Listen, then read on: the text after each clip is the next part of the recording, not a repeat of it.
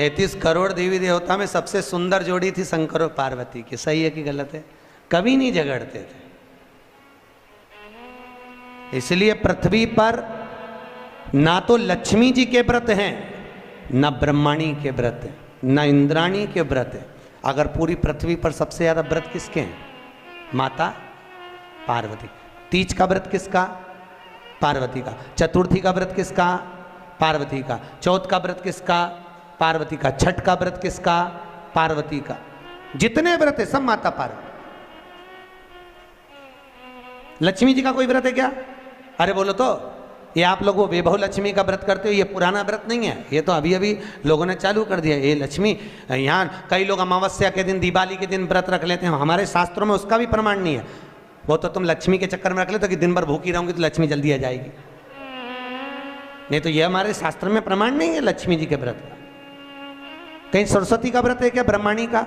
अरे बोलो तो सर, बसंत पंचमी के दिन रखती हो कि सरस्वती का व्रत? नहीं, केवल एक व्रत माता पार्वती का। क्यों नहीं है? लक्ष्मी का व्रत इसलिए नहीं है क्योंकि माता लक्ष्मी भगवान नारायण को श्राप दी थी। जब लक्ष्मी जी श्रृंगार कर रही थी और इतने में भगवान विष्णु आ गए और भगवान विष्णु ने लक्ष्मी जी का मुख देखा, देखकर हंस दिए। इतने में लक्ष्मी को क्रोध आ गया, हे नारायण तुम मुझे देखकर हंसे हो घोड़े की तरह, इसलिए मैं तुम्हें श्राप देती हूं, तुम्हारा सिर कट जाए और तुम्हें घोड़े का मुख लग जाए। तो भगवान नारायण को घोड़े का मुंह लगा और नारायण का हयग्रीव अवतार हुआ। कौन सा अवतार? हयग्रीव अवतार। ये लक्ष्मी का श्राप नारायण को लगा था, इसलिए लक्ष्मी का कोई व्रत नहीं। ब्रह्माणी ने ब्रह्मा को श्राप दिया था पुष्कर राज की भूमि पर। जब पुष्कर राज की भूमि पर यज्ञ हो रहा था, ब्राह्मणों ने कहा ब्रह्म देवता मुहूर्त निकल रहा है, जल्दी यज्ञ में बैठो। ब्रह्मा जी ने नारायणी से कहा, ब्रह्माणी से कहा, ब्रह्माणी जल्दी चलो, सरस्वती जल्दी चलो, यज्ञ में बैठना है। ब्रह्माणी ने कहा भी आई तैयार होके। ब्रह्माणी तैयार होने में लगी रही, बहुत समय निकल गया, मुहूर्त निकलने लगा। ब्रह्मा जी से ब्राह्मणों ने कहा ये मुहूर्त निकल रहा है। ब्रह्मा जी ने कहा करे क्या? इतने में ब्राह्मणों ने कहा तुम बताओ क्या करे? ब्रह्मा जी बोले आपको जो करना है करो।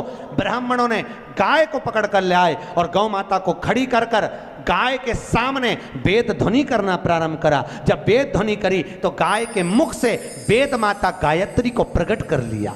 गायत्री को प्रकट करा, ब्रह्मा जी के पास में गठजोड़ा बांधकर बिठा दिया। जैसे बिठाया उसी समय पर ब्रह्माणी आ गई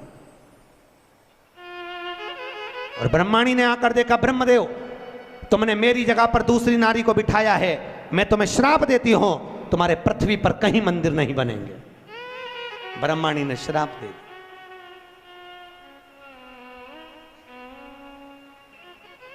कहीं पर मंदिर है ब्रह्मा जी का? केवल एक जगह पुष्कर जी में, जहां यज्ञ करा था वहां।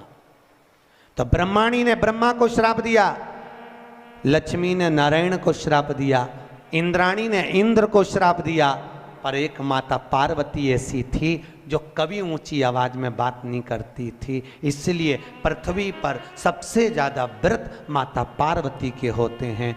व्रत तुम्हारे भी चालू हो सकते हैं, तुम ऊंची आवाज में नहीं बोलो तो। व्रत करा, दिक्कत नहीं है, व्रत तुम्हारे भी हो जाए चालू, बस तुम मीठा बोलो तो व्रत चालू करने में किसको दिक्कत।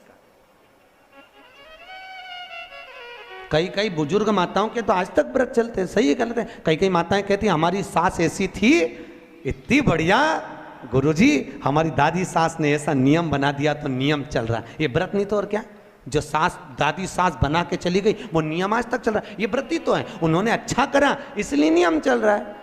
तुम भी कुछ अच्छा करो, खूब प्रेम से बोलो, मीठा बोलो, अच्छा बोलो, तो तुम्हारी बहुएं भी कहेंगी हमारी सास इतना जोरदार बोलती थी, इतना जोरदार, तो तुम्हारे व्रत चालू हो जाए। अब तुम जब भी बोलो तो चामुंडा और चंद्र घंटा की तरह बोलो तो कौन व्रत करे?